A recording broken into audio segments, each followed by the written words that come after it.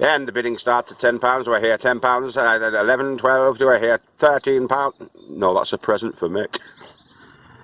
A magical Mick. So I thought I'd treat the Professor to a bit of hand sanitizer for his ongoing friendship and support.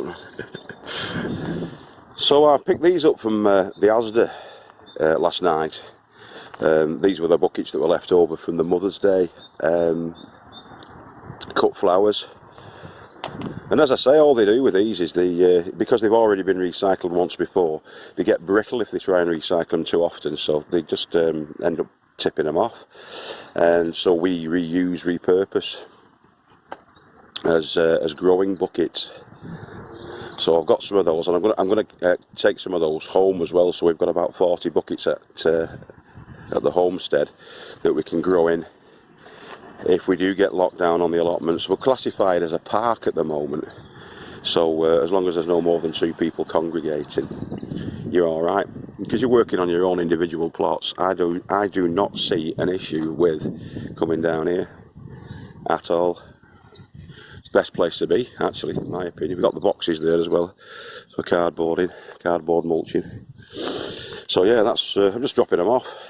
I've decided I'm going to come down for an hour every morning between 6 and 7:30, come back, have my breakfast with the kids and the family, and then start my day's work, nip down at dinner for an hour, maybe half an hour. Flexible working, yeah. So we're working from home obviously, and you can do that. So at the moment it's great, really. I mean, it's not great for the people that are succumbing to this illness, but as far as the controls are, I believe that an allotment is probably the best place to be. You know, you're not really socially interacting, you're getting some exercise, you're getting fresh air, and you're getting free vitamin D from the sunshine. It's quite sunny at the moment, so anyway, we're digressing. See you in a bit. There's Henry, digging for Britain. And you, pal, digging for Britain. And I have his there as well, giving him a lift. Here's the Professor. All right, Mick. What are you up to there, pal? Doing a right impersonation of the Cornish gardener. The Cornish gardener. Get off my lawn. Keep your social distance. So we are social distancing. There's a good 8 foot, 9 foot there, 3 metres. We're going above and beyond them, aren't we, Mick? I've split these strawberries down a bit because this bed's a bit full and we're using it for beds this year now, so because we've got space in that tent over there. Yeah. With them springs, we're having 8 hanging baskets in there with them. We've got all these little baby plants that we can split off. Look at the roots on them. That's the full root. They're like them clumps, so you get a clump. You're going to dig out a clump of runners there from the bed and then split them all down. Right to them, all them little ones in the middle of these, all the individual plants which have been going in over the years. So all these little new ones we'll use. And the old ones we can get shut up. They only last about 3 years, don't they? Yeah. Producing fruit. Well, it was here when I got it 2 years ago, so probably due a go anyway. Them new runners though, they'll be brand new plants, won't they? Oh yeah, belting little plants. Out to one little clump, and I've got 1, 2, 3, 4, 5, 6 plants. Out to one little clump, that probably something like that. It's the gift that keeps on giving, Mick, isn't it? That's the mother plant. I had all the. Yeah, that's the parent plant. They're like umbilical cords, aren't they? Feeding the baby. Probably it's got a new one in the middle, so that's alright. I'll plant that one. Some new growth coming in the middle. Yeah. So that's a good plant, but it is an old one. And what's the guru give you today, Mick? Well, maybe that. It's only cheap pound shop stuff. Oh, it was. Doesn't matter these days. Ding and what? Because I'm a crazy prepper, or I used to be. I've got loads. Antibacterial and gel, disinfectant. Yeah. Keep us safe in these house time. That's all we need. Social distancing and cleanliness. Right, I'll see you in a bit, man. See you in a bit, mate. Let's go and see how the elf's getting on, the wise old elf. Joe. The glare of the sun. It's early yet. Here he is. Now then, what's going on here? Just three big poles, yeah. I'll keep my social distance. Yeah, keep my social distance. I'm just digging a slip trench, purely and simple. Here's the magic manure that's all rotted down and crumbled. That's the best manure I've seen, that, mate, in many a time. So there's no, as I always say, there's no turds in this. It's donkey's years old. There's no smell, but it's just full. Is that what you store in the bins? That's what I store in the bins over there. Those ones up there. Yeah. You got it last year, didn't you? But it was already well rotted, weren't it? So all I'm going to do basically is, because I'm growing sweet peas in here, if I get this in first, which is not rocket science, but me and Marge just love sweet peas. So because later on I'll put some net up the posts, and this is already down there. Yeah. The sweet peas are at home. They've just put their heads up now, so they're maybe a quarter of an inch tall. So when I bring them up and plant them, yeah, They'll have a bloody good feed there, won't they? they've got this now to last them all through the season. And that's pure manure, isn't it? That's just pure manure. And I'm the people's poet. Pure manure. Just get a little bit more. Actually, Pag's the people's poet. Sorry, Tony. My mate on the YouTube, Pag the Drum, Right. he's the people's poet. If you ever look on the uploads, he always puts a poem on about what we've been doing. Yeah. Pag the Drum, have a look at him. Anyway, when I get my manure that I cover all my beds with during winter, I always have loads too much, and the big bins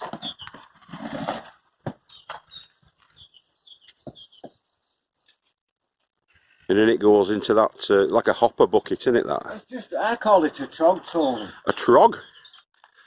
Well, it's like a trog, isn't it? I don't know what a trog is. Yeah. Is that what they used to put coal up with or something? I don't know. No, but, I'll call it a trog from now on, though. well, a trog is something like a little, almost like a wicker basket that is handmade with a handle on. Right. And posh ladies in the old days would go along, they'd cut the flowers, whatever it was. That's Wigan ladies, not St Helens, isn't it? Put the flowers in the trog and just carry them home. Very good. Back we go. Back we go to the trench. Back to the trench. In St Helens, it's troglodytes, isn't it? In St Helens it's what? Troglodytes. Well. You know them Cro-Magnon man and all that? Yeah? Anyway. Sorry, St Helensers. There's only one good thing comes out of St Helens. East Lancs. And that's the East Lancs Road, isn't it? So there's... We're Wigan rugby fans here, aren't we, pal? Not so bad. That's what you want. So there's our little trench now. He's all filled up. Yeah. Loads of manure already there.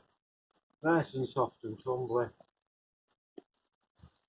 And there's the start for him. And then it'll just be a case of cover it over.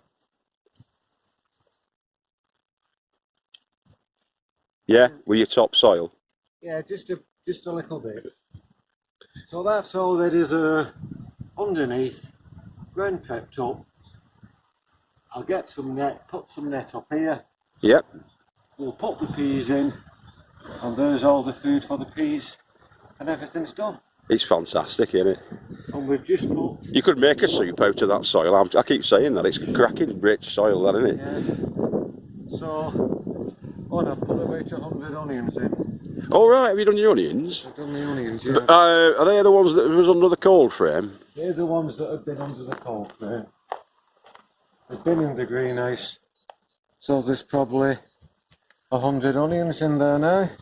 What a lovely sight it is. And All standing proud. All standing proud, like a good man on guard duty. Yeah. And there's a few more at home, so I'll finish off with because they're stir on. I'll finish off with them however far they come. And then if you remember, we've got some red onions. Yeah. In the small greenhouse there. I'll just put 2 or 3 rows of red onions in. And as I say, job done. That's it, keep it going, mate, yeah. And while we were digging to put the onions in, this was the potato bed last year. Always found a wayward. And that's a wayward one. Now, if I'd not pulled him out, he would interfere anyway. You never get every single spud out, or I never do. Well, there's one that's escaped the pogrom, innit? So, that escaped. So that'll get chopped up, come in the compost bin. Not make good chips, that, will it? I don't think so. Or mash, or... Although, the young lad up at the top, what's his name? Darren. Darren. I was on yesterday, or was it the day before? Sunday it was. And he'd forgot a bed, and he'd covered it over with tarp. Right. And he's pulled tarp back, and they're all coming through, all new plants. Yeah. And he were digging them all out. He must have dug out about 1,000 potatoes. Yeah. Now, there was about 25% of them that a slug had got to him, or what had he started rotting off. But there were about 700 spuds there he left over in the ground. He's done well if they've survived the winter and nothing's got at them. Well, but I think that the tarp over the top of them has kept that ground a little bit warmer and that, and drier because it's. Yeah. And he had a. So I think that might be the way forward. Just leave a good rowing.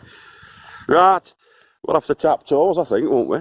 Oh, are you pointing out also? I was only going to say, there's the raspberries just coming through now. Right, They all had tons and tons of manure, and all the young stuff now. There's the new shoots.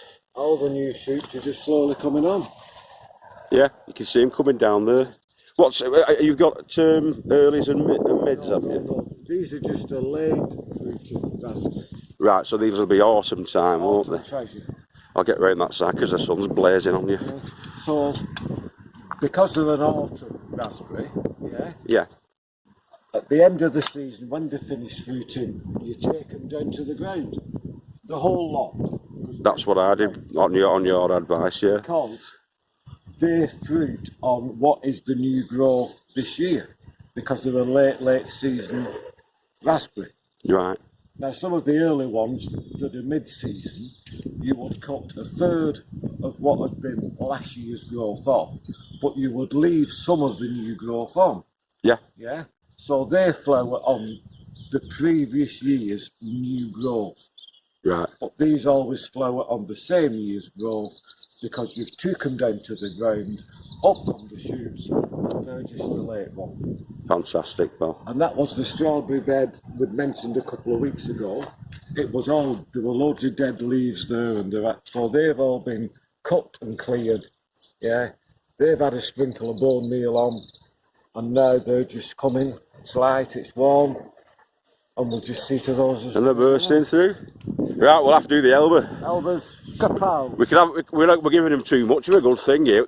The first Sunday of every month, we're going to do the full catch up with Joe. These are just bits. These are bits, aren't they?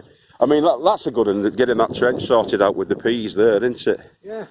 To feed the peas. Right, we'll get it off then anyway. See you in a bit, lads and lasses. Right, so it's 8:30 now in the morning, so I'm going to, excuse me, I'm going to wash my jacket for a start. I'm going to get myself back to the homestead and sign on. Not the dole, but I'll sign on to work and get some work done. So I've just spoken to Gary actually, and what he's suggested. Gary's my gaffer, and what he's suggested is we just fit work around what we can because we've got the kids and stuff. Helen's been watching the kids this morning. I'm going to sign on and do a bit. We'll both sign on, and when the kids get bored, we're going to take them out for a bit of a walk, sort of every hour or so. Just so they don't go stir crazy, and that's what we'll be on with, and we'll just do it like that. when the kids go to bed, I can do a bit more work, some project work later on tonight, and just keep it going that way, and get the hours in, because it's a 7-day thing really this now, so I can do it on the weekends as well. Still keep the hours in, keep doing what we need to do at work, and keep doing what we need to do down here at the allotments, getting fresh air, sunlight, vitamins from the sun, vitamin D, a bit of exercise. At the moment it's okay, it's not too bad. There's Mick, he's on with something down there. So we'll say see you to Mick actually before we go, and then like I say, I'll get back off. It's only 5 minutes away, I'll be back on about quarter to 9, something like that. Right, so I'm off, compadre. Cheers for that stuff. No worries, my man. Stay clean. Stay clean, stay healthy, stay fit. Keep growing with your head down, innit? Much healthier than this, does it? Doesn't get much healthier than this, I've just been saying that. Best place to be, by far. So we'll see you next time. We'll be probably putting a post up every day, me and Michael. Aye. Old MacDarby's farm there. Check him out. See you later, boys and girls. See you later. Ta-da. There's Joey's off.